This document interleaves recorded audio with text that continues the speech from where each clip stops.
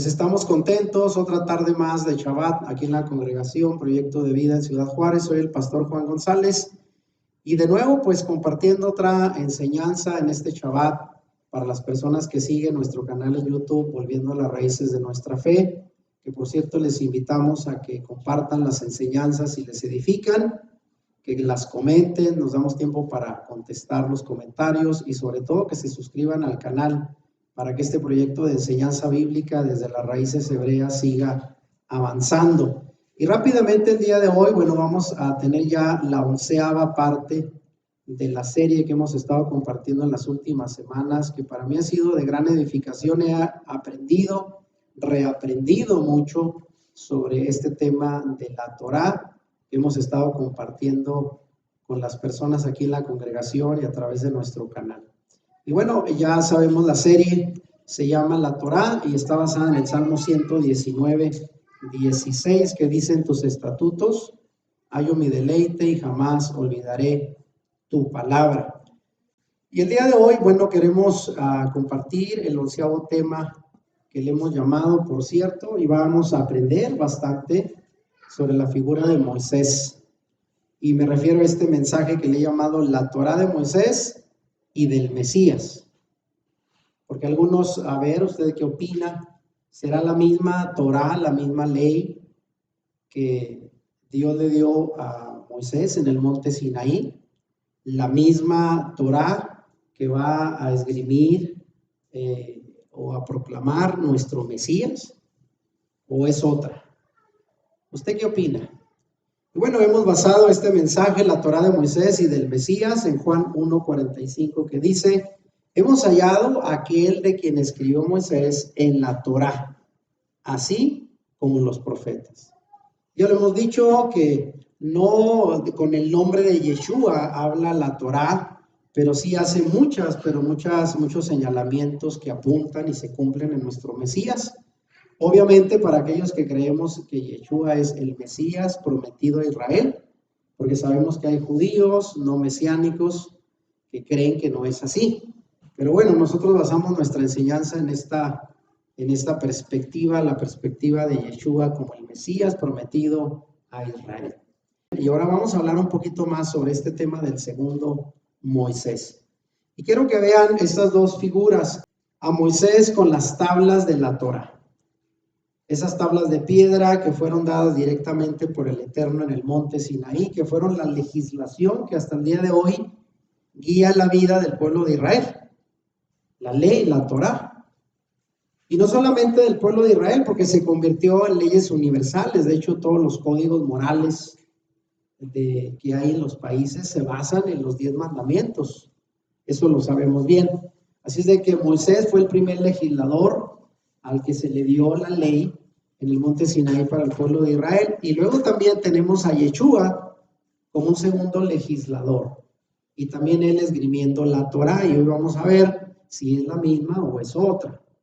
Y quiero empezar con algo que ya he compartido en otras enseñanzas: la Torá y la triple función del Mesías.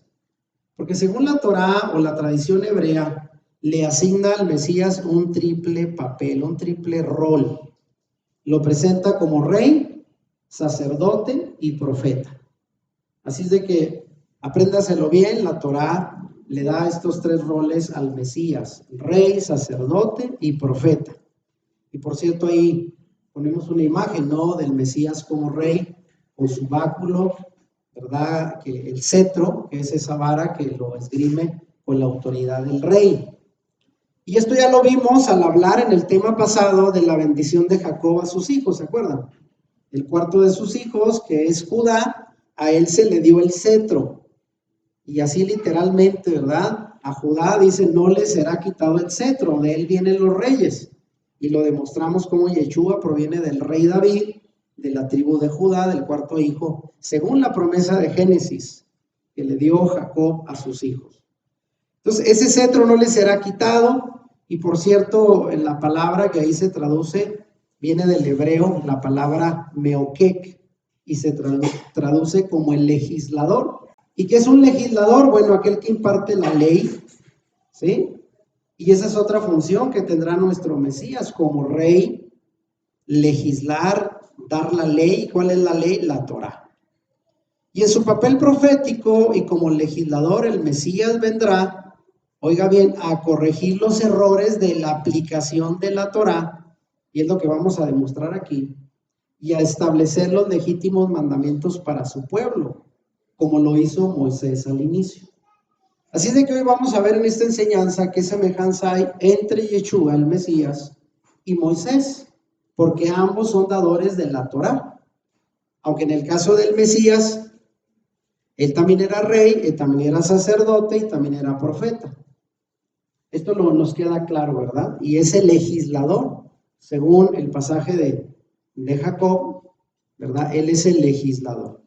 En su papel de legislador de la Torá, en esa función, pues nos va a llevar directamente a la figura de Moisés. Y Yeshua es visto en la Biblia como el segundo Moisés. Eso queda claro. Moisés es considerado el primer redentor, el primer salvador, y Yeshua el segundo, a semejanza de Moisés. Ese paralelismo lo vamos a encontrar mucho incluso en la teología cristiana. En la teología cristiana se habla de Yeshua como un segundo Moisés, porque cumplió las mismas funciones que Moisés al inicio. Ahora, según el pasaje en los evangelios, ¿verdad? El mismo Yeshua afirmó Juan 5:46 diciendo: si creyeseis a Moisés, me creerías a mí, porque de mí escribió él. Y eso ya lo hemos explicado en otro pasaje, porque alguien dirá, bueno, ¿cómo lo entenderían la gente de su tiempo al oírlo hablar, decir, Moisés habló de ti? Si Moisés hacía 1500 años que había existido antes de Yeshua decir estas palabras, pues claro que cualquiera se sorprendería y lo tildaría de loco, ¿verdad? Dice, está loco. ¿Cómo que iba a hablar de ti, Moisés? Si eso fue hace 1500 años, y sabemos que sí fue. Se cumplió esa escritura, y ahorita lo vamos a ver. Y después los discípulos, como parte de su testimonio, seguidores de Yeshua, al escucharlo decir eso, de mí escribió Moisés, luego en Juan 1:45, ellos son los que dicen, hemos hallado a aquel de quien escribió Moisés en la Torá, así como los profetas. O sea, los discípulos también creyeron que de Yeshua habló Moisés. ¿Por qué? Porque ellos creían que Yeshua era el Mesías. Entonces, el Mesías fue anunciado desde época de Moisés. A eso se refería Yeshua. Y es ahí donde viene toda una tradición, tanto en el pensamiento hebreo como en la teología cristiana, es algo que se comparte en común, de ver a aquel que se le llama el profeta como Moisés. ¿Por qué se dice en la escritura, de mí habló Moisés? Porque vean en este pasaje de Deuteronomio 18, Moisés dijo, un profeta de en medio de ti, de tus hermanos como yo, te levantará Yahweh tu Elohim, a él oiréis. Habla de un profeta. Profeta les levantará de en medio de sus hermanos como tú, y pondré mis palabras en su boca, y él hablará todo lo que yo le mandare. Mas a cualquiera que no oyere mis palabras que él hablare en mi nombre, yo le pediré cuentas. Entonces el mismo Moisés dice, en algún momento el Señor va a levantar un hermano, un profeta del medio de ustedes, que hablará en el nombre de Dios todo lo que él le diga, y tienen que obedecerlo. Entonces, ¿de quién se refería? Del Mesías. Entonces es cierto lo que dijo Yeshua, de mí habló Moisés. Él se adjudica a ser ese profeta que habría de ser levantado dentro del pueblo para hablar en el nombre de Dios. Entonces eso fue, y también los discípulos así lo aceptaron, de quien, ahí está Yeshua, de quien hablaron en la Torá, de quien se habló en la Torá y en los profetas. Ahí se cumple. Ahora, la pregunta, vean, si bien para nosotros Yeshua cumple ser ese profeta del cual habló Moisés en Deuteronomio 18, quiero decir que los judíos no mesiánicos obviamente no creen que es Yeshua. ¿A quiénes le atribuyen ellos? Para ellos, ¿quién es ese profeta como Moisés del cual se habla en Deuteronomio 18? Esa profecía recalca el hecho de que el profeta anunciado por Moisés hablaría en el nombre de Dios y con la autoridad de Dios. Ya lo vimos. Sin embargo, los exégetas judíos no mesiánicos han considerado que aquí se hace referencia en una primera instancia a Josué, hijo de Nun. ¿Y quién fue Josué, el que vino a sustituir como líder del pueblo de Israel a Moisés en su liderazgo. Ellos dicen, a ese profeta se refería Moisés, a Josué, según ellos, ¿no? Y en un segundo momento, los judíos no mesiánicos dicen que también se pudo referir al profeta de las naciones. ¿Y quién es el profeta de las naciones? Jeremías. Entonces, para ellos no fue Yeshua, para ellos fue Josué, y en un tiempo posterior a Jeremías como el profeta de las naciones. Sin embargo, y voy aquí va el tema, hay razones de peso para asegurar que esos versículos de Deuteronomio 18 hablaban del Mesías. Y para nosotros, ¿quién es el Mesías? Yeshua. Y lo vamos a demostrar en esta enseñanza. Entonces, para nosotros los mesiánicos, el profeta como Moisés, al que se refería Moisés en Deuteronomio 18, es el Mesías. Y para nosotros el Mesías es Yeshua. Ahora, lo voy a demostrar como lo he venido haciendo en esta serie, no con teología cristiana, sino con los propios pensamientos de los rabinos judíos, de la tradición judía. Y aquí voy a citar al rabino talmúdico que se llama Leví Ben Gersón. Para nosotros no es conocido, pero dentro de la tradición judía, acuérdense que el Talmud es el libro de tradiciones de los judíos y está en un nivel de autoridad muy cercano a la Torah misma, ¿no? Para ellos es las tradiciones de los ancianos por generaciones son autoridad. Y este rabino talmúdico dijo acerca de esos versículos de Deuteronomio 18, para él se referían al Mesías. Entonces, esto no solamente el cristianismo, por eso aquí quiero demostrar, porque el judío no mesiánico dirá, los cristianos viendo a Yeshua, su Mesías por todos lados en el Tanaj, en el Antiguo Testamento. Bueno, no nada más nosotros, los propios rabinos judíos no mesiánicos hacían referencia a que esos pasajes eran mesiánicos. ¿Y qué fue lo que dijo este rabino? Verdaderamente el Mesías es tal profeta como lo afirma el Midrash. ¿Y qué son el Midrash? Comentarios judíos. He aquí mi siervo será prosperado. Y cita Isaías 52:3. Y también dice, por los milagros que realizó, Moisés solo logró conseguir que una nación sirviera a Elohim. Pero el Mesías hará que todos los pueblos de la tierra le sirvan. Y vean cómo ellos mismos dicen que ese Mesías será mayor que Moisés, porque Moisés logró solamente tratar con la nación israelita y con mucha dificultad hacerlos que sirvieran a Elohim. Usted sabe todo lo que le costó. Pero cuando venga el Mesías, según la tradición judía, él hará que todos los pueblos de la tierra sirvan a nuestro Dios. Y luego también en un Targum, que ya vemos que son los Targum, son también comentarios que se hacen en el idioma arameo de rabinos judíos acerca de la Torá. Ahí también dice, Yahweh tu Elohim levantará de entre vosotros un profeta por el Espíritu Santo que será como yo. Eso es lo que dicen del pasaje de Moisés, de Deuteronomio. Entonces vean, la misma tradición rabínica afirma que ese pasaje es mesiánico. O sea, no se refirió a Josué, no se refirió al profeta Jeremías. Ese pasaje del profeta que será levantado en medio de los hermanos, en medio del pueblo, hablando con la autoridad de Dios, es el Mesías.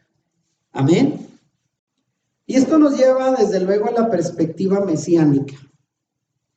Y una vez más, hallamos la expectativa mesiánica en que Elohim dará a su pueblo un profeta que hablará en su nombre, que será levantado por el Espíritu Santo, como la misma tradición judía dice, y cuya obra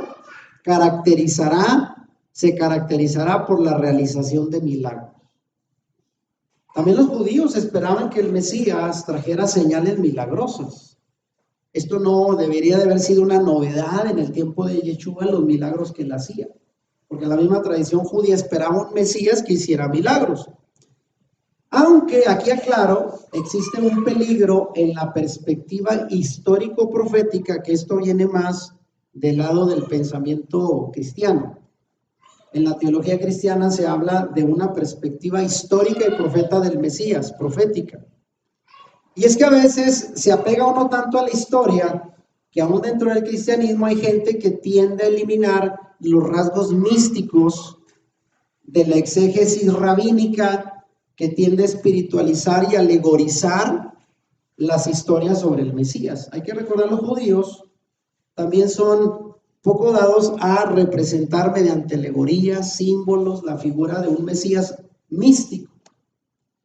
Y aunque también en el cristianismo se le ha dado ciertos símbolos a la figura del Mesías, pero de unos años para acá se ha enfocado más a la historia, a lo que se puede comprobar históricamente, y con ello a veces quitándole ese rasgo místico, espiritual a la figura del Mesías que proviene desde la tradición judía.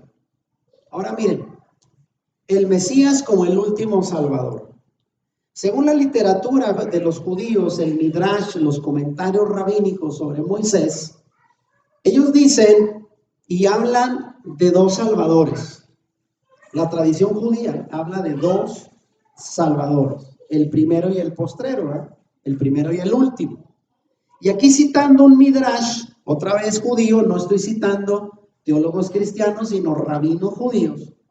Aquí dice el Midrash Rabá, que habla sobre Eclesiastés, relata cómo el rabí Berequías dijo en nombre del rabí Yitzhak, quien vivió antes del año 300. Fíjese, a principios de la era cristiana, por decir, en el año 300. Él dijo estas palabras, un rabino judío. Así como hubo un primer Salvador, también habrá un postrero. Así como se dice del primer Salvador en Éxodo 4:20, que tomó su mujer y sus hijos y los puso sobre un asno. ¿A quién se refiere? Ya lo habíamos dicho, a Moisés. ¿Se acuerdan cuando su suegro Jetro fue y lo visita y dice: oiga, mi hijo, pues ya tiene mucho tiempo acá haciendo el trabajo, yo sé que Dios lo llamó para sacar a su pueblo de Egipto, pero figúrese que usted tiene esposa y tiene hijos, y bueno, él tuvo que ir por ella, los hijos de Moisés, y dice la Biblia en Éxodo 4:20, que tomó a su mujer y sus hijos Moisés y los puso sobre un asno. Ya lo explicamos en el tema pasado, la figura del asno en la profecía de Jacob. Y dice este rabino, así como lo hizo Moisés, también se dice del postrer Salvador que viene humilde y cabalgando sobre un asno. Y esta profecía es de Zacarías 9:9. ¿Y qué fue lo que pasó el día que entró Yeshua al templo? ¿Se acuerdan? En la tradición católica le llaman el Domingo de Ramos. ¿Cómo lo recibió el pueblo? Con ramas de palmera y diciendo: Hosana, Hosana al Hijo de David, bendito el que viene en el nombre del Señor. Y entró en un asno para cumplir la profecía de Zacarías 9:9. A semejanza como lo hizo Moisés usando un asno. Entonces, la misma tradición judía, estos rabinos reconocen que el Mesías vendrá cabalgando sobre un asno humilde. Y dígame, ¿quién cumplió esa profecía? Yeshua. Ahí está en el Nuevo Testamento. Ahora, en este mismo tema, el Mesías como el último Salvador, así como el primer Salvador, o sea, Moisés, proveyó maná como alimento para el pueblo. Está escrito en Éxodo 16, he aquí derramaré sobre vosotros pan del cielo. Ese fue el alimento del pueblo durante 40 años en el desierto. Así también lo hará el postrer Salvador, Yeshua, como está escrito en el Salmo 72, 16, que dice: hay abundancia de grano en la tierra. El Mesías también va a alimentar, ¿verdad?, al pueblo, así como lo hizo Moisés con el maná en el desierto. Y así como el primer Salvador abrió una fuente de agua en el desierto, ¿quién es? Moisés. Cuando el pueblo tuvo sed, él, en lugar de hablarle a la peña, sabemos que falló y golpeó la peña. Y por cierto, está ahí el testimonio, ¿eh? Se ha encontrado la piedra partida por la mitad donde fluyó agua en el desierto. Eso es un testimonio históricamente comprobado. Pero ¿qué hará el postrer Salvador? También proveerá de agua. ¿Y dónde dice esa profecía? Joel 3:18. Dice, brotará un manantial de la casa de Yahweh y a través del Mesías alimentará a las naciones. Vean cómo hay comparativos en el mismo Antiguo Testamento entre el Moisés y el Mesías haciendo las mismas obras, alimentando con el maná, dando pan y dando agua. Y por cierto, si nos enfocamos a los muchos milagros que relata el Nuevo Testamento sobre el Mesías, los evangelios registran que Yeshua hizo milagros, como esperaba la tradición judía que el Mesías habría de hacerlo, daría señales.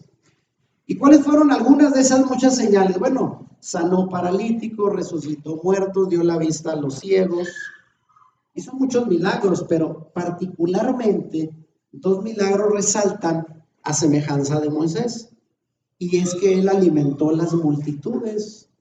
Uno de sus milagros, ¿verdad? Muy sobresaliente fue de aquellos pocos peces y panes que llevó aquel jovencito y con los cuales el Señor los bendijo y los repartió entre la multitud, al menos 2 ocasiones, Hay 2 relatos de 5,000 y de 4,000 hombres, sin contar mujer y niños, que fueron alimentados con pocos panes y peces por el Mesías, el milagro de la multiplicación del pan. Y que por cierto, Yeshua reprendió a sus discípulos cuando iban en camino de Cesarea de Filipo, porque iban preocupados sobre lo que habrían de comer en el camino. Y ahí el relato de Mateo 16, del 9 al 10, dice que el Mesías los regaña y les dice, ¿no entendéis aún? ¿No os acordáis de los 5 panes entre 5,000? Ni de los 7 panes entre 4,000. O sea, les dice, ¿por qué se preocupan si va a haber comida o no? ¿No se acuerdan cómo multipliqué los panes para alimentar multitudes y ustedes faltos de fe? Entonces, ahí está el relato en los evangelios de cómo Yeshua multiplicó el pan, y eso era una señal mesiánica. Eso era lo que estaba establecido que haría el Mesías, a semejanza como lo hizo Moisés, dándole maná al pueblo en el desierto. Por eso ese milagro de la multiplicación del pan es una señal mesiánica. Y vean lo que dice, Yeshua se presenta como el pan de vida. Yeshua habló de sí mismo en Juan 6, del 32 al 35, y dijo lo siguiente, de cierto os digo, no os dio Moisés el pan del cielo, mas mi Padre os da el verdadero pan del cielo. Vean cómo él se compara con Moisés, dice, él les dio el maná, pero el verdadero pan es el que dará mi Padre que viene del cielo. Porque el pan de Elohim es aquel que descendió del cielo y da vida al mundo. Y ahí dice, yo soy el pan de vida. El que a mí viene nunca tendrá hambre y el que en mí cree no tendrá sed jamás. Entonces, él se declara a sí mismo ser el maná del cielo, el verdadero maná que viene del cielo. Ahí está la figura profética del Mesías como un segundo Moisés que viene a alimentar al pueblo, pero no con un maná perecedero, sino con un pan que dice que después de comer nadie tendrá de nuevo hambre. Ahí está la señal mesiánica cumplida en Yeshua en este pasaje. Ahora, pero no solamente el pan, Yeshua también es el agua de vida. Y se presentó así ante la mujer samaritana junto al pozo de Jacob en Samaria. ¿Se acuerdan de esa conversación? A la mujer que le pide de beber, le da agua y dice, bueno, ¿y tú por qué me pides agua? Y a él entabla esa conversación donde en Juan 4, del 10 en adelante, le dice a la mujer, si conocieras el don de Elohim, de Dios, y quién es el que te dice, dame de beber, tú le pedirías y él te daría agua viva. Cualquiera que bebiere de esta agua volverá a tener sed, refiriéndose al agua del pozo, mas el que bebiere del agua que yo le daré, no tendrá sed jamás, sino que el agua que yo le daré será en él una fuente de agua que salte para vida eterna. Entonces, en estos dos pasajes del Evangelio de Juan, tanto la figura del pan como la figura del agua asocian a Yeshua como el segundo Moisés y el postrer Salvador. Moisés dio maná, el pan, ¿verdad?, al pueblo, les dio agua de la peña, y Yeshua dice, ahora yo soy el pan de vida y soy el agua de vida. Ahí tenemos figuras mesiánicas que hacen un paralelismo entre Moisés y Yeshua como Mesías. Ahora, hay más comparaciones, hablando de esto, Yeshua, el segundo Moisés, hay comparaciones en ambos, vean. Alguien pudiera decir, ¿son coincidencias? Usted lo creería así, pero vean. Cuando nació Moisés, Faraón mandó matar a los varones recién nacidos, ¿se recuerda? Cómo su mamá lo rescató y de ahí su nombre, al ponerlo en aquella canasta hecha de juncos y arrojarlo al río Nilo, y ahí lo encontró la hija de Faraón. Si no hubiera sido por eso, había sido muerto, porque Faraón mandó matar a los varones en ese tiempo. Y se salvó Moisés milagrosamente. ¿Y qué podemos decir cuando nació Yeshua y que fue avisado por aquellos sabios que iban a adorar al rey de Israel, y le dio el celo a Herodes, que era un loco, y mandó matar a los niños? Obviamente Yeshua se escapó, obviamente, milagrosamente también de la matanza de Herodes.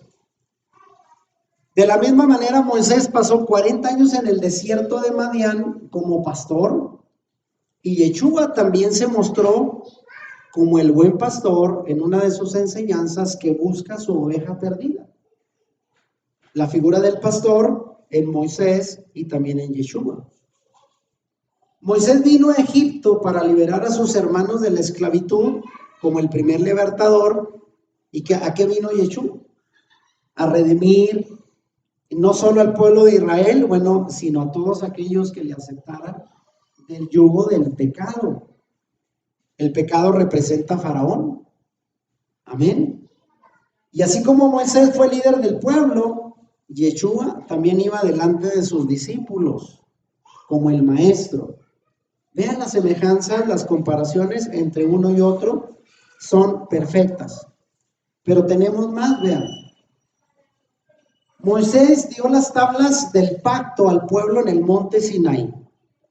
Y Yeshua dio la ley de su reino en el sermón de la montaña, que vamos a ver ahorita rápidamente. El sermón de la montaña, 2 capítulos de Mateo 5 al 7, 3 capítulos mejor.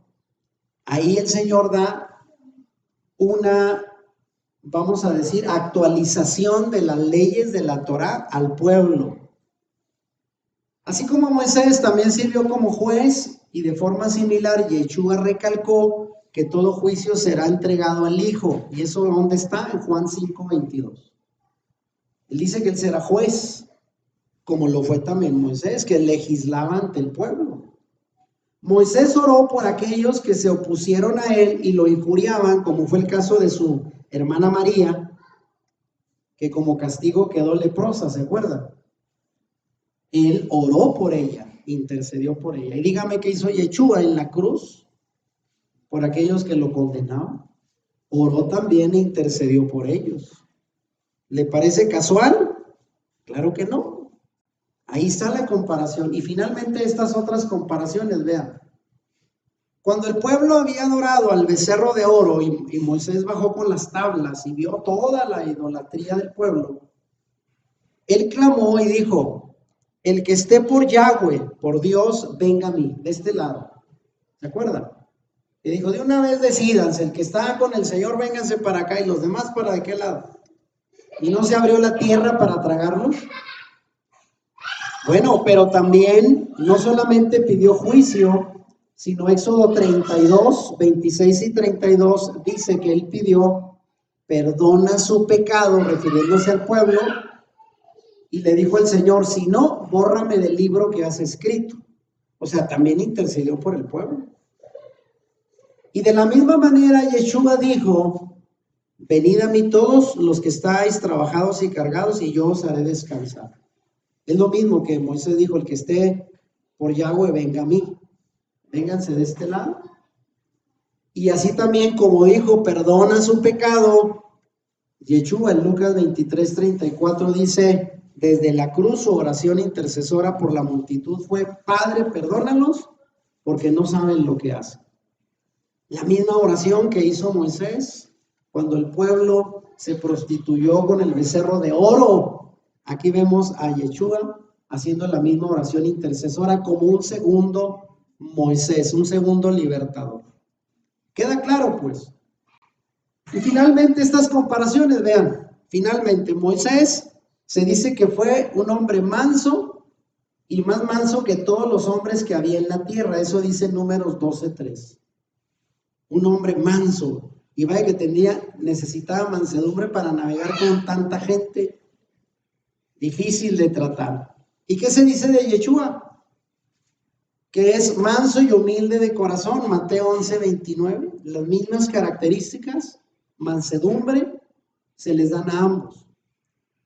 De tal manera que en conclusión, todas estas comparaciones que no son casuales entre Moisés y Yeshua, para nosotros nos demuestran que Yeshua realmente era el profeta que sería como Moisés y que él anunció desde aquel tiempo. Amén. Son pruebas suficientes de que esta profecía se cumplía en Yeshua como el Mesías, el segundo Moisés.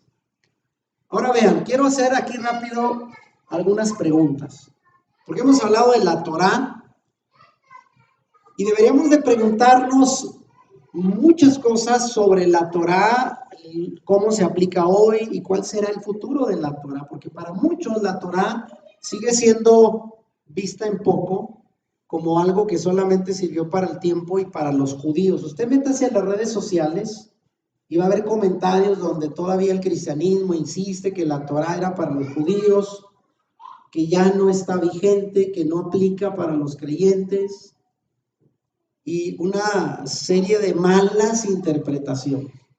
De hecho, en redes sociales, yo participo en grupos de cristianos, le echan mucho a los adventistas y les dicen que han hecho del sábado un ídolo, porque enfatizan tanto el Shabbat que dicen que es una idolatría, cuando ignoran que es parte de los mandamientos. O sea, parte del cristianismo está excesivamente perdido, pensando que la Torá ya es de otro tiempo y que ahora solo aplica la ley del amor de Yeshua. Ya lo hemos visto, pero vean, preguntas claves sobre la Torá. ¿Cuál es pues el papel de la Torá en nuestro tiempo? ¿Aplica o no aplica los mandamientos? ¿Puede la Torá liberar al hombre? O como muchos cristianos dicen, lo esclaviza con tantas leyes y mandamientos. Preguntas. ¿La intención era que todas las instrucciones de Moisés fueran eternamente obligatorias? ¿O eran temporales, solo para los judíos en aquel tiempo? Son preguntas que hay que hacernos. ¿Dónde marcamos el límite entre los mandamientos de Elohim y los mandamientos del hombre?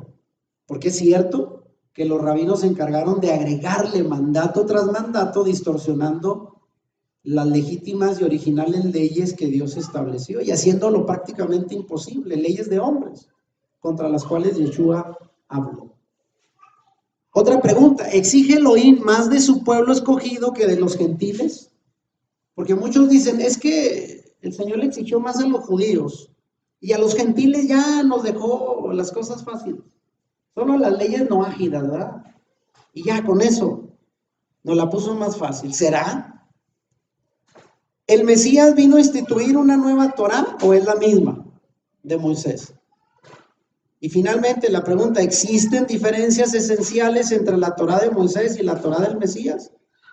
Son preguntas que hoy debiéramos hacernos a la luz de la Escritura, no a la luz de la especulación de la gente, ¿verdad? Que solo comenta a veces sin bases bíblicas. Pero vamos a responder a esas preguntas brevemente. ¿Cuál es el futuro de la Torá?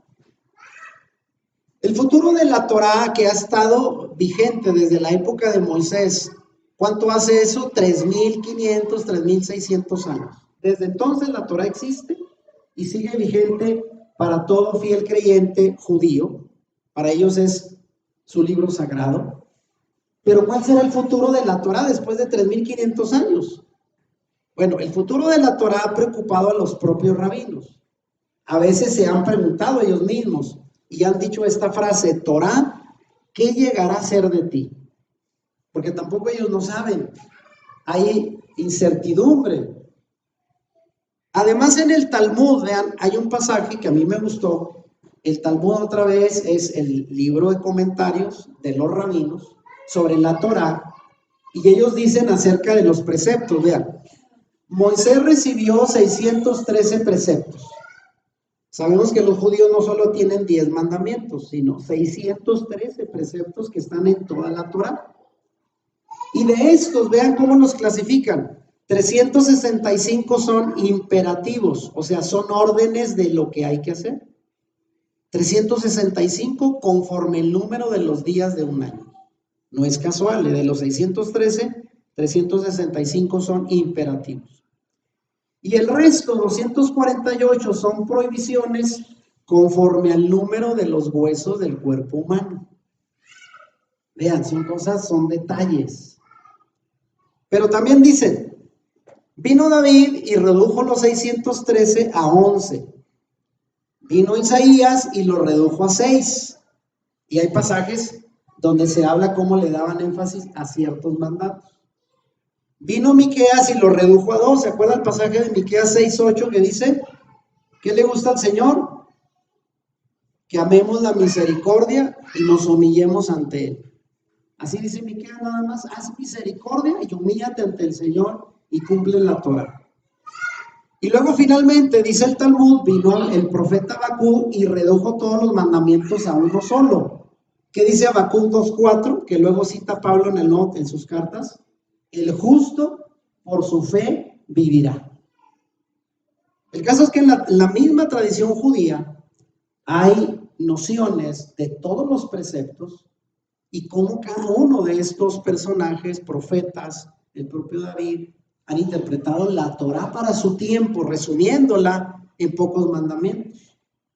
Pero ¿cuál es el futuro de la Torá en nuestro tiempo? Vean, y quiero citar aquí a uno de las autoridades en el judaísmo hasta el día de hoy, que es Rambam. Ya hemos leído de él, que fue un exégeta judío de la Edad Media, que vivió en España, ¿verdad? De los sefardíes de España, y es reconocido como una autoridad judía. Y la pregunta es, ¿la Torá seguirá siendo la misma o va a cambiar? Porque esa es otra pregunta. Bueno, los antiguos sabios rechazan por una parte la idea de que las instrucciones recibidas de sus padres dejarán de ser válidas.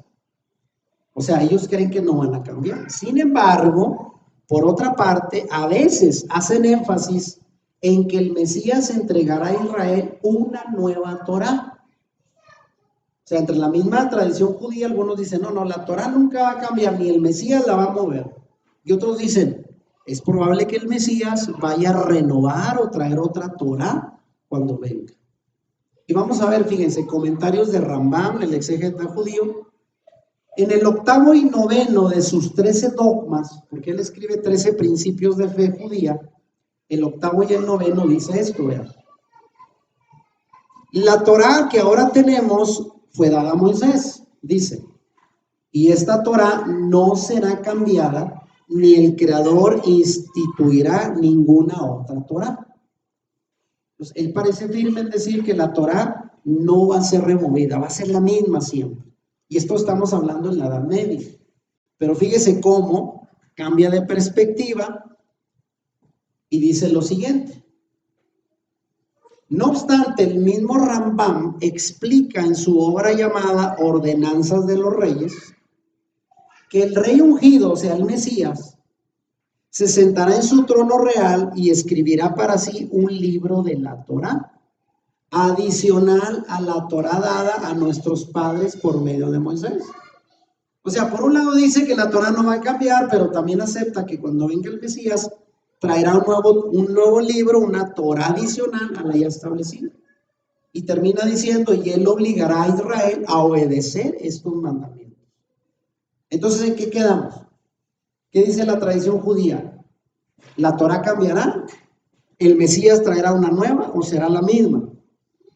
Y esto nos lleva, según mi opinión, a confirmar que incluso la perspectiva de los sabios rabinos era que la Torá recibida de parte de Moisés no sería cambiada, sino más bien, oiga bien, no sería cambiada, sino más bien, la Torá será vuelta a su estado original por el Mesías. O sea, lo que va a venir a hacer no es a traer una Torá que contradiga lo ya establecido, va a depurarla, por decir, de tanta tradición y religiosidad para al final presentarla como originalmente fue. Porque hablamos de 3.500 años de religiosidad judía que le han agregado, la han contaminado, la han tergiversado, la han interpretado de un modo y de otro, que ahora el Mesías va a venir a darla a conocer como debió de haber sido desde el principio. Para mí, esa es la interpretación más correcta. ¿Usted qué opina? Pero igual que la gente deje sus comentarios. Ahora vean, ¿qué dijo Yeshua acerca de la Torá? Como el segundo Moisés que fue. Sabemos el pasaje más conocido que contradice la idea cristiana de que la Torá ya está establecida y que el Mesías vino a quebrantarla y a imponer otra ley. ¿Qué dice Mateo 5:17? No penséis que he venido a distorsionar los mandamientos de la Torá y los profetas. No he venido para distorsionarlos o abolirlos, sino para enseñarlos de la manera correcta. Eso dijo el Mesías.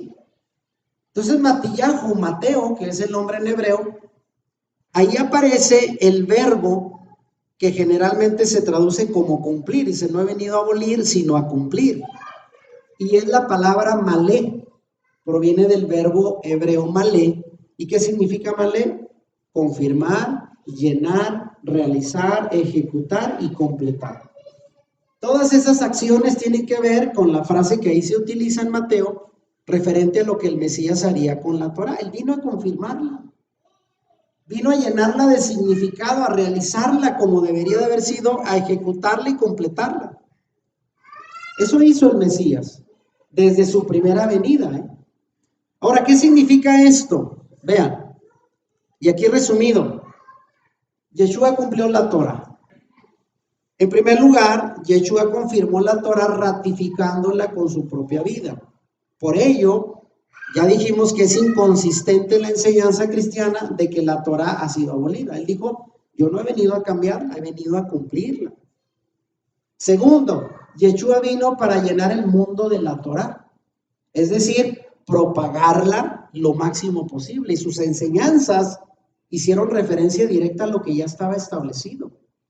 No es que Yeshua vino a traer cosas nuevas, vino a cumplirlas, a renovarlas, a darles un sentido y significado correcto. Tercero, Yeshua concretizó la Torá en todas sus acciones y nunca la transgredió. Ya lo hemos explicado, cuando Yeshua no cumplió algunas leyes sobre el Shabbat, como hacer milagros, caminar distancias, permitió a los discípulos comer y otras cosas más en Shabbat, no fue para quebrantar la ley o el mandamiento de Moisés, sino las leyes rabínicas. Ya lo vimos. Él lo que no cumplió fue los agregados que los rabinos le habían puesto al cumplimiento del Shabbat. Entonces nunca la transgredió. Y finalmente Yeshua enseñó la Torá de forma mucho más profunda que cualquier maestro y rabino de su época. Por eso los seguidores le decían, este sí enseña con autoridad y no como los rabinos, que solo enseñaban religiosidad. De manera que él completó con explicaciones a un nivel de mucho mayor elevación espiritual, llevando la Torá a un sentido más espiritual que lo que hacía cualquier maestro de su época. Entonces, Yeshua cumplió la Torá. Y ya lo explicamos en otra enseñanza, el Sermón de la Montaña es el resumen de lo que él explicó de la Torá. Mateo 5, del 1 al 2, dice, viendo la multitud, subió al monte y sentándose vinieron a él sus discípulos y abriendo su boca, les enseñaba diciendo. Y se recuerdan, las primeras enseñanzas fueron las bienaventuranzas. Y son ratificaciones de la Torá. Ahora es importante aclarar que el Sermón de la Montaña de Mateo 5 al 7 es una verdadera disertación del Mesías sobre los aspectos más importantes de la Torá. Él vino a enseñar el ABC como debería de haber sido enseñado, cumpliendo Yeshua el papel de enseñar y explicar la ley, lo que es el trabajo de un legislador, como lo hizo Moisés cuando se sentaba o se ponía ahí a enseñar la Torá que se le había dado. Lo mismo hizo Yeshua. Entonces, este sermón, el sermón de la montaña, es considerado la constitución del reino mesiánico. Para cualquier creyente que quiere saber qué es lo que Yeshua enseña, qué es lo que quiere que hagamos, váyase a Mateo 5 al 7 y ahí va a estar todo el resumen de las enseñanzas del reino, según Yeshua, y están basadas en la Torá. No es algo diferente. Él vino a ratificar la Torá ya establecida. Sin embargo, vean, muchos todavía, sobre todo cristianos, siguen pensando que Yeshua vino a traer una nueva Torá. ¿Ha oído hablar usted de eso, verdad? No, él vino a cambiar, nada más vino a traer la ley del amor. Y algunos creen que el centro del sermón de la montaña no son las bienaventuranzas, sino el enunciado de lo que para ellos es un nuevo decálogo, pero ahora en 6 mandamientos. Ellos dicen, ya no son 10, ahora son 6. ¿Y en dónde están? En las bienaventuranzas. Según ellos, Yeshua proclama estos 6 mandamientos atribuyéndose la autoridad misma de Dios y que se contraponen explícitamente al antiguo mandato, o sea, la ley de Moisés. ¿Y cómo lo confirman? Cuando Yeshua utiliza la frase, ¿habéis oído que se les dijo? O sea, Moisés dijo esto, mas ahora yo les digo esto. Pero ese más ahora yo digo no es voy a cambiar las leyes, sino les estoy dando su verdadera interpretación, que es diferente. Porque según esta opinión, el sermón del monte pasa por encima del decálogo de Moisés, los 10 mandamientos, dados a Israel en el monte Sinaí, y ahora Yeshua trae una nueva Torá, que culmina en la invitación a amar a los enemigos, que es el corazón de las enseñanzas del Mesías. Es cierto que él habla de eso, pero amar al prójimo ya venía en el Antiguo Testamento. El Señor solo repitió esa parte. Entonces, no es cierto que vino a traer una Torá distinta, sino a darle el significado correcto. Y aquí lo aclaro. Una misma Torá, la misma Torá, pero bien interpretada. Eso fue lo que vino a hacer el Mesías. El Mesías fue el centro de la Torá, la cumplió, la enseñó y la presentó con tanta intensidad en el Sermón de la Montaña que sus instrucciones llegan a parecer una nueva Torá, entre comillas, una nueva. Y para algunos le llaman la ley del amor. Ya no hay que cumplir ningún mandamiento, nada más ama al prójimo y a Dios y listo. Sí, es cierto, Yeshua resumió los 10 en 2 mandamientos, pero no significa que los 10 no se cumplen. Simplemente dice, si amas a tu prójimo, no vas a codiciar, no vas a matar, no vas a adulterar, no vas a robar, vas a cumplir los 10 mandamientos.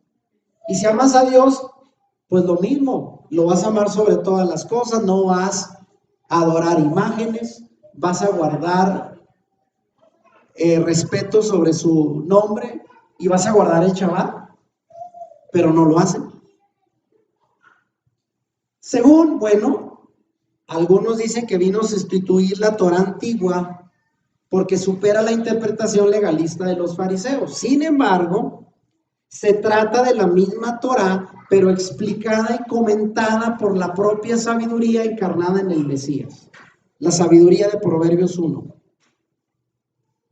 Él la tenía y él la explicó de manera correcta. Entonces, no es una ley distinta, es la misma, pero bien interpretada por el Mesías. Ahora llegamos finalmente a la edad mesiánica.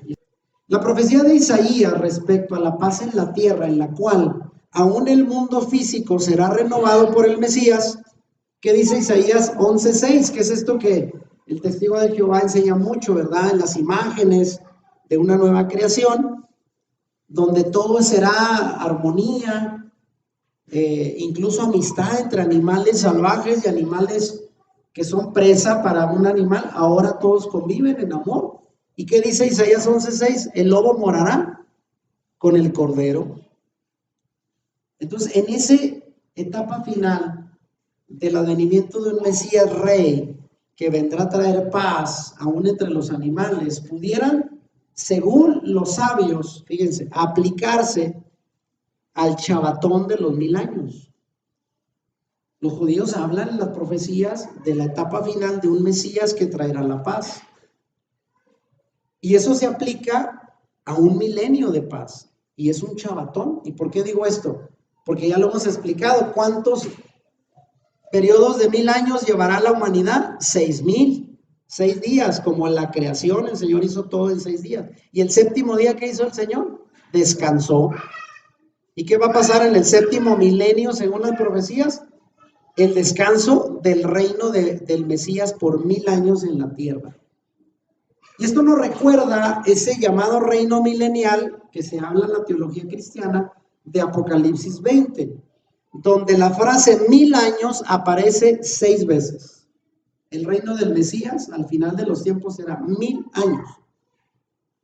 Y según la interpretación mesiánica, el día del juicio, el cielo nuevo, la tierra nueva, donde ya no existirá después la muerte ni el pecado.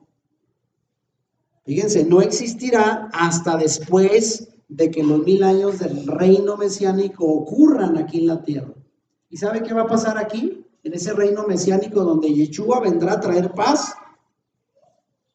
Y ya lo explicamos, el centro de su gobierno, ¿dónde será? Jerusalén. ¿Y cuál será la base del gobierno de Yeshua en ese periodo final? La Torá. Es que para aquellos que no le entienden y les interesa entender, deberían saber que si quieren vivir en ese reino con el Mesías, tienen que asegurarse de conocer la Torá, porque ¿cuál va a ser la legislación que va a gobernar durante ese periodo? La Torá será plenamente establecida por el Mesías. A eso va a venir el Mesías, a establecerla y a compartirla no solo para Israel, sino para el mundo. Entonces, hemos tenido pues una Torá mal entendida. La idea de la abolición de la Torá por parte de un sector del cristianismo, que dicen que con la muerte del Mesías él vino a clavarla en la cruz, malinterpretando Colosenses 2. Ya lo vimos. Y esa mala interpretación de la gracia de los escritos del apóstol Shaul, de Pablo, que ha sido utilizada por algunos cristianos para justificar su falta de obediencia a los mandamientos, porque al final eso es, no quieren obedecer mandamientos. Es mejor apegarse a una gracia donde nada más crees, tienes fe y ya está. Pero se olvidan que la fe sin obras, que dice Santiago, está muerta. Entonces contradice la escritura al pensar que la Torá ya no aplica. Y esta idea tan difundida que ha ocasionado la falta de santidad de los creyentes y una división notable entre los seguidores de Yeshua. Usted vaya al Facebook y hay división sobre el tema de la ley. Uno, no, ya no se cumple, ya no está vigente, ahora pura gracia. Y otros decimos, sí, se tiene que cumplir. Y este tema es tema de división. Y aunque para algunos existen diferencias entre las enseñanzas de Moisés y las del Mesías, lo cierto es que ambos lucharon por realizar la voluntad inmutable de Elohim. Porque al final ese es el propósito. Si es la ley de Moisés, ¿para qué propósito tuvo? Obedecer al Padre y estar bien con Dios. Hacer lo que él quería. ¿Qué fue lo que vino a hacer Yeshua con el sermón del monte? Lo mismo. Obedecer al Padre, obedecer mandamientos. Se trata de obediencia. Y es algo que a veces no gusta en el cristianismo. Termino con esto. ¿Será posible vivir una fe auténtica como creyentes y seguidores del Mesías sin Torá? A ver, ¿usted concibe la fe sin Torá? ¿Será eso posible? Porque dice, yo puedo creer, yo necesito Torá, yo no necesito mandamientos, yo pura fe. Ahí está Habacuc, justo por la fe vivirá, y se acabó. Sí, pero la fe no está en el vacío, la fe tiene que estar basada en algo. ¿En qué crees?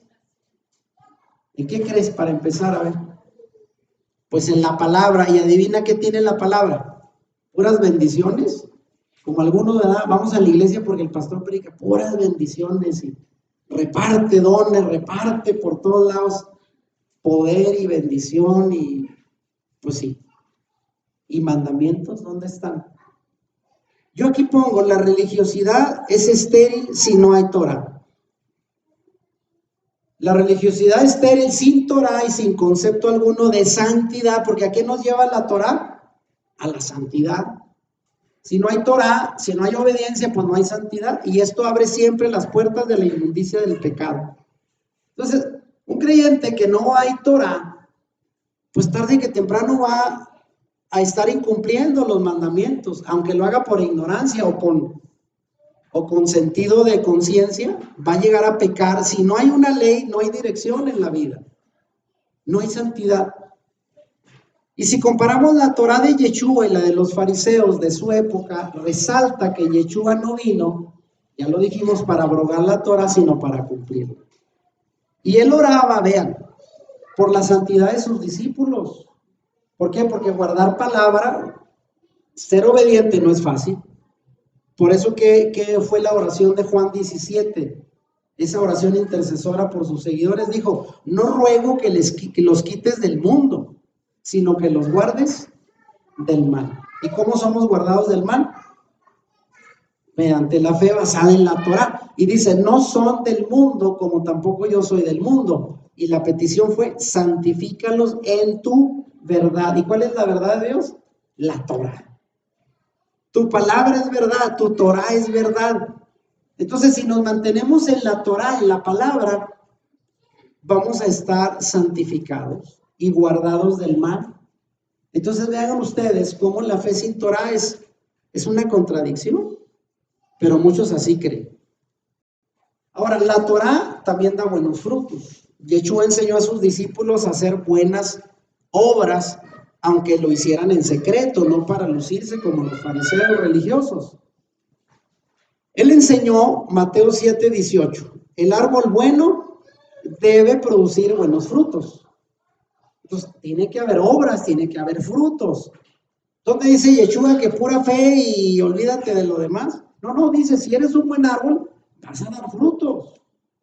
Y sobre todo lo demostró en su propia vida y llegó hasta el extremo incluso de lanzar a sus oyentes el reto de Juan 8:46. ¿Qué dijo el Mesías? ¿Quién de vosotros me redarguye de pecado? O sea, ¿quién me puede señalar que yo he pecado? Pues nadie. ¿Y por qué no pecó? Porque se guardó en la Torah. ¿Quieres guardarte del mal e irte derecho? Ahí está la Torah, ese es los mandamientos, es lo seguro. Por lo cual el creyente en el Mesías debe de caminar siempre en la luz de la Torah, al igual que su maestro. Entonces, sin Torah, la fe no es efectiva. Sin Torah no hay fruto, sin Torah no hay santidad, no hay obediencia, no nos guardamos del mal. La Torah del Mesías. Por último, el Midrash, comentario rabínico sobre Eclesiastés, dice que la Torá que el hombre aprende en este mundo no es más que vanidad en comparación con la enseñanza del Mesías. Vean, los mismos Midrash. O sea, una Torá religiosa o una enseñanza religiosa dice que es como vanidad en comparación a lo que va a enseñar el Mesías. Y refiriéndose al Salmo 146:7, este mismo Midrash dice, Yahweh liberta a los cautivos. ¿Y qué significa esto de libertar a los cautivos? Según esta tradición rabínica. Bueno, es mi punto de vista bajo esta enseñanza. Y pregunto, ¿será que la segunda venida del Mesías Yeshua, que ya está anunciada para los tiempos finales, tendrá como propósito quitar todos los agregados y tradiciones humanas que se le han puesto a la Torá durante siglos, para darle su sentido y significado pleno, que finalmente nos libere de la falsa religiosidad humana? ¿Será eso a lo que se refiere este Midrash? ¿De que el Mesías va a venir a libertar cautivos? Yo creo que sí, porque dígame cuál es uno de los principales esclavizantes que hay en la humanidad: la religión. Y eso está comprobado. Hay gente religiosa y se vuelve esclava de tradiciones, pero no necesariamente gente de fe, ni cambia su vida, sino religiosos. ¿Y será que eso vendrá el Mesías al final, a libertar cautivos, enseñando la Torá verdadera?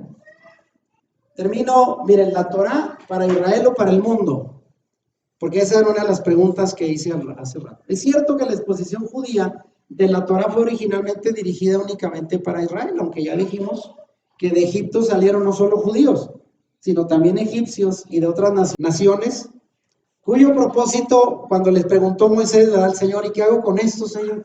Si vinieron egipcios, pues ¿cómo nos iban a venir?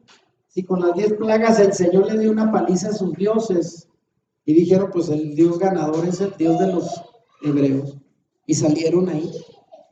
¿Y qué le dijo el Señor? La misma Torá que te estoy dando deben de cumplir ellos y hazlos parte del pueblo. O sea, desde aquel tiempo, porque hoy en día en Facebook, ayer antier, vi una publicación de alguien que dijo, le lanzo un reto a los adventistas, esos que dicen que la ley. ¿Dónde dice que la ley es también para los no judíos? Y pues ahí está. No salieron puros israelitas de Egipto. Y yo puse el versículo, ahí vienen. Y la misma Torah es para ellos. Ahí está. Que no lo hayas visto es otra cosa. Pero vean, los sabios judíos repiten que la Torah fue dada solo para aquellos que comieron maná en el desierto, ellos haciendo exclusiva la Torah solo para el pueblo de Israel. Sin embargo, en el contexto del concepto mesiánico, la Torah recibe una importancia universal. Y esto declarado por el profeta Isaías. ¿Qué dice Isaías? Porque de Sión saldrá la Torah y de Jerusalén la palabra de Yahweh. ¿Y para quién? Para todo el mundo. O sea, de ahí va a salir al final de los tiempos en la era mesiánica la Torah de Jerusalén para el mundo, la principal aportación de Israel a las naciones, la Torah. Entonces, el Mesías gobernará con Torah desde Jerusalén a todas las naciones. Eso es lo más importante. Y en la próxima enseñanza, la 12, vamos a cerrar esta serie hablando de la interpretación paulina de la Torah. ¿Y por qué Pablo? Porque Pablo es el personaje más usado por el cristianismo para decir que la Torah quedó en el olvido, malinterpretando a Pablo, desde luego. Y aquí pongo, la interpretación paulina de la Torah surge de la conciencia de que las enseñanzas del Mesías eran para todas las naciones, eso es cierto.